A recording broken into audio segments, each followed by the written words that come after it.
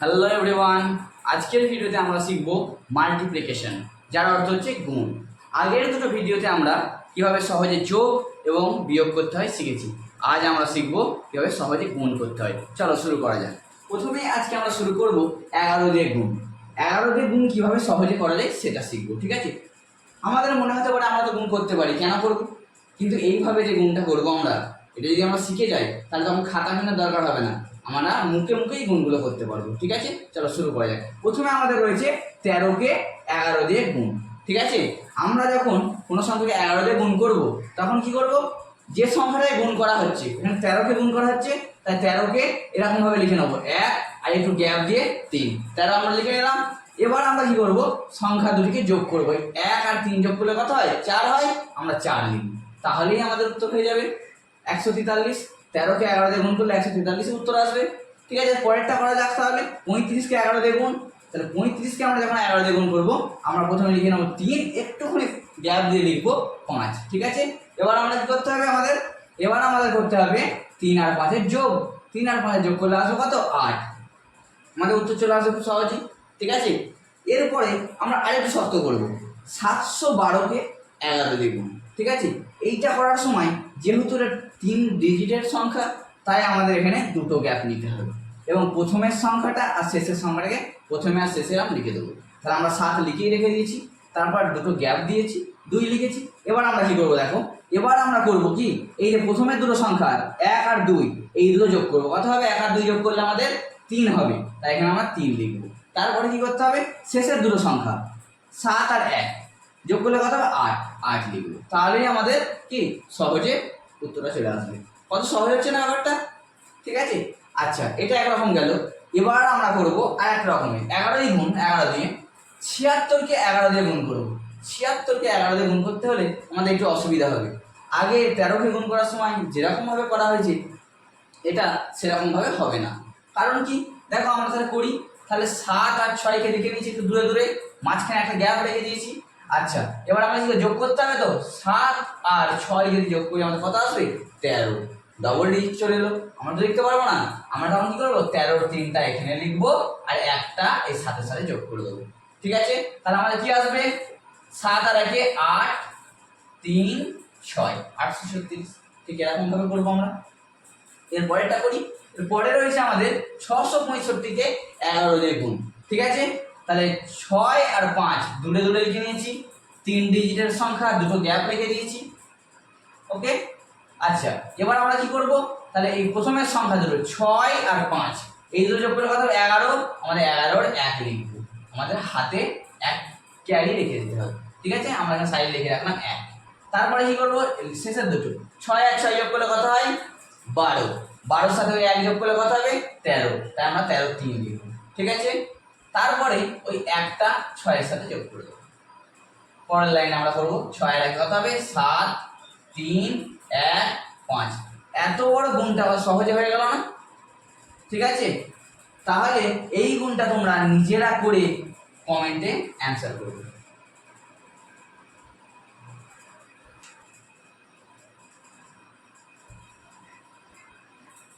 এবার আমরা করব টাইপ 2। টাইপ 2 তে আমাদের থাকবে যে কোনো সংখ্যাকে 5 দিয়ে গুণ, ঠিক আছে? আমরা যখন কোনো সংখ্যাকে 5 দিয়ে গুণ করব তখন সংখ্যাটাকে 5 দিয়ে গুণ না করে সংখ্যাটাকে 2 দিয়ে ভাগ করে দেবো। তাহলে 16কে যদি আমরা 2 দিয়ে ভাগ করি কত হবে? 16কে 2 দিয়ে ভাগ করলে আমাদের 8 হবে, তাই এখানে 8 বসিয়ে দেবো এবং সঙ্গে একটা শূন্য দিয়ে দেবো, তাহলেই আমাদের উত্তর চলে আসবে। পরেরটা করা যাক। পরে কি হবে, 46কে 5 দিয়ে গুণ, আমরা কি করবো? 2 দিয়ে ভাগ করবো। 2 দিয়ে ভাগ করলে কত হবে? 23। 23 বসিয়ে দেবো, সঙ্গে একটা শূন্য দিয়ে দেবো, উত্তর চলে আসবে। একই রকম ভাবে পরেরটা করবো 288, অনেকটা বড় সংখ্যা, 5 দিয়ে গুণ করবো না আমরা, এই 288কে 2 দিয়ে ভাগ করে দেবো। 2 দিয়ে ভাগ করে কত হবে? 14 দুগুণে 28, 4 দুগুণে 8, 144। আমরা বসিয়ে দেবো 144, সঙ্গে একটা শূন্য দিয়ে দেবো, উত্তর চলে আসবে। একই রকম ভাবে এবার কি করবো, 17কে 5 দিয়ে গুণ। 17 একে যদি আমরা 2 দিয়ে ভাগ করতে চাই তাহলে কি হবে? পয়েন্টে উত্তর চলে আসছে, তাই সংখ্যাটা যদি আমরা 1 কমিয়ে নিই, 17 থেকে 1 কমিয়ে নিই, 1 কমিয়ে নিলে কথা হবে? 1 কমিয়ে নিলে 16 হবে। 16কে যদি আমরা অর্ধেক করি, 16কে যদি অর্ধেক করি কি হবে তাহলে? 16কে অর্ধেক করলে আসবে কত? 8, তাই তো? 8 আমরা বসিয়ে দেবো এখানে। ঠিক আছে।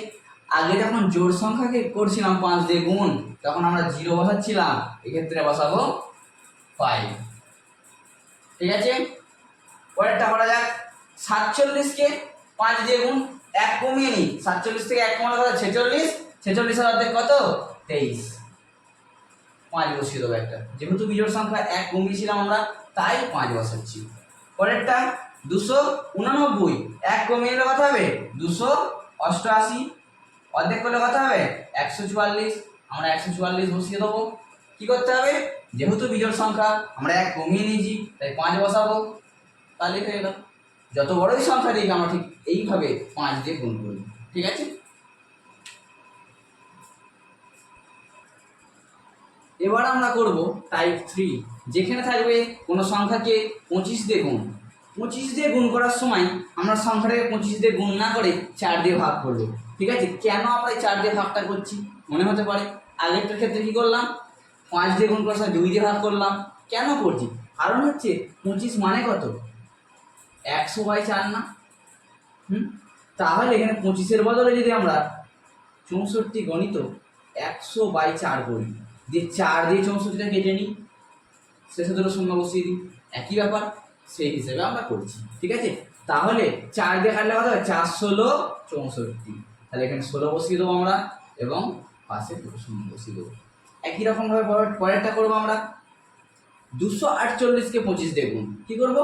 4 দিয়ে আমরা কেটে নেবো, এটা 4 6 24, 4 2 8, তাহলে আমরা বসিয়ে দেবো 62, সঙ্গে কি দুটো শূন্য আসবে, সঙ্গে দুটো শূন্য বসিয়ে দেবো, আমাদের হয়ে যায় 25 দিয়ে গুণ। তারপরে কি রয়েছে? তারপরে রয়েছে 624। 624কে 25 দিয়ে গুণ করার সময় কি করবো? 4 দিয়ে সংখ্যাটা কেটে নেবো, 4 দিয়ে করলে কত হবে? 4 1 4, 4 5 20,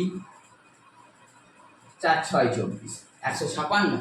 তাহলে 156 আমরা লিখে নেবো, সঙ্গে দুটো শূন্য বসিয়ে দেবো। যত বড়ই গুণ দিই আমরা এরকমভাবে করবো, 25 দিয়ে যখন গুণটা দেবো। ঠিক আছে, এবার দেখো এই সংখ্যাটার ক্ষেত্রে কি হচ্ছে? 38-এর সাথে যখন 25 গুণ করা হচ্ছে, তখন আমরা 38কে 4 দিয়ে কাটতে পারছি না। তাহলে আমরা এটা তো এরকম করতে পারি, 38 গুণ 50/2, 2 দিয়ে তো কাটতে পারবো 38কে, 2 দিয়ে কাটি, 2 দিয়ে কাটলে কথা হবে 19, 19-এর সাথে 50-এর গুণ কি হবে? আমাদের নামটা মুখস্থ করে রাখতে হবে 20 অবধি, তবে করা সম্ভব হবে। 5 19 95, সঙ্গে এইভাবে করবো। বোঝা গেছে? এবার আমরা শুরু করব টাইপ 4। টাইপ 4 এর মধ্যে আমাদের কি রয়েছে? কোন সংখ্যাকে 125 দিয়ে গুণ। 125 দিয়ে গুণ করার সময় আমরা ঠিক আগের দুটো যে করলাম 5 দিয়ে এবং 25 দিয়ে, ঠিক একই রকম ভাবে হবে। 125 মানে কি? 125 মানে হচ্ছে 1000/8। তাহলে এই সংখ্যাটাকে 8 দিয়ে কেটে শেষে 3টে শূন্য বসিয়ে দিতে পারি না আমরা? 3 8 24, 3 লিখবো, আর 1000-এর 3টে শূন্য, 3000। সহজে হচ্ছে ব্যাপারটা। এবার আমরা 248-এ যখন 125 দিয়ে গুণ করবো কি হবে? 8 দিয়ে কেটে নেবো, 3 8 24, 8 1 8, তাহলে 31 বসিয়ে দিলাম এবং 3টে শূন্য। তারপরে ঠিক 648 রয়েছে, 648কে আমরা 8 দিয়ে কেটে নেবো, 8 দিয়ে কাটলে কি হবে? 8 8 64, 8 1 8, তাহলে বসিয়ে দিই 81 এবং 3টে শূন্য বসিয়ে দেবো, হয়ে গেল আমাদের টাইপ। এবার আমরা করব টাইপ 5। টাইপ 5 এর মধ্যে আমাদের রয়েছে পরস্পর দুটো সংখ্যা, 13কে 14 দিয়ে গুণ। স্টপ করে